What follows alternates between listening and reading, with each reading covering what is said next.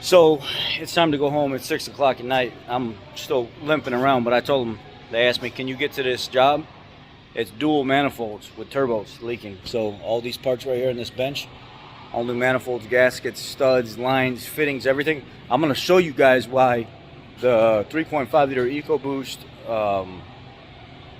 Transit's leaking. I'm going to take you in here right now and show you. So how I do it, you guys don't have to do it like me. I do it, I think I do it faster than most people do. I pull the cradle off the front right here. You see how that bolt is broken? I'm gonna have to weld and extract that, and that one right there is broken. I'm gonna have to weld and extract that, but I'm not worried about that. I will pull the lower valence out of the way. I'll pull all the turbo tubes and stuff out of the way, all the way up to the turbo on both sides, and I'll gut that, pull all that out. And then once I get all this stuff in the front completely out of the way, I'll go ahead and pull this cross member out, this 13 millimeter, and I'll support the front of the engine. So now I have all this room in here to work and do these manifolds right up above my head right here. It's just 4 15 millimeter bolts that hold these motor mounts in now, and they literally fall right out of there. Pull your starter out on the other side, the motor mount on the other side, the manifolds are right in front of your face now. Disconnect your exhaust, and now you're working in a wide open space right here, doing whatever you need to do without all the confuckery. If you may, it's my made up swear word. I apologize for those of you that don't like swear words, but sometimes I get a little rowdy. Look in the back right there. You see that? See the spot right there? There's supposed to be a bolt hole there, but Ford never machined that bolt hole in the bottom of that manifold. So when we put everything back together, they want you to actually put a stud and bolt hole, and they kind of re-engineered it a little bit. They made that flange right there a little wider so you can actually get a bolt in there, and it starts blowing out the back of the manifold. If you look right here, you can see some of where it's blowing out. Yeah, I'm doing something right now. I'm not live stream, I'm videoing right now, and I'm not videoing that. You can look at the back of that manifold sometimes, and you can see right at the back of the manifold, the rear turbo bolt will break, or it will be blowing out at the manifold where it meets the gasket. It's not terrible, but you can see on the bottom right here where it is. It's already doing that. Right there. It's blowing that exhaust out right there. And it sounds like it sounds like a whistle vibration, like you're blowing across a blade of grass. And then this side, I heard it a little bit.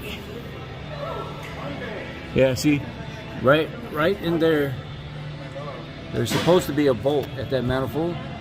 Come on, you dodo bird.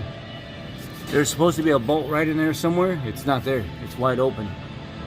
And it's starting to leak. See that hole? And there's nothing machined for that hole.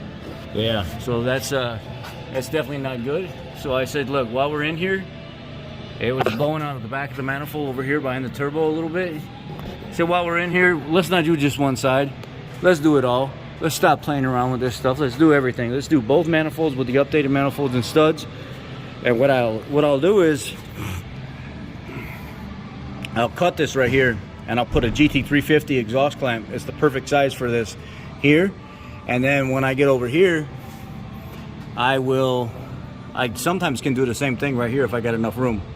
When I get over here, I think I can actually I don't even need to do that. Once I pull the studs and everything out and relax the exhaust right here, all I need to do is just cut the one side, and then I can do all my work in here without even removing that part of it. But that's why your exhaust, or when you go to take off in your Transit, it sounds like something's like whistling and vibrating like you're blowing across a blade of grass. It's because those defective manifolds, this has got 115,000 miles on it, and it just started doing it.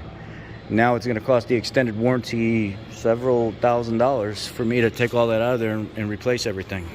So I felt like I'm sorry for the shaky camera and stuff, and some of you keyboard warriors, you guys are going to complain, oh, your camera's too close and my 70-year-old eyes are hurting. You can't do that to me. I'll save it for your mama, because I ain't trying to hear it.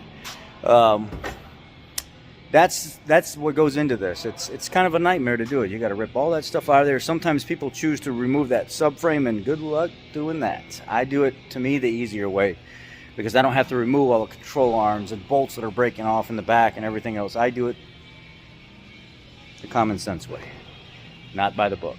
So I wanted to share that with you guys.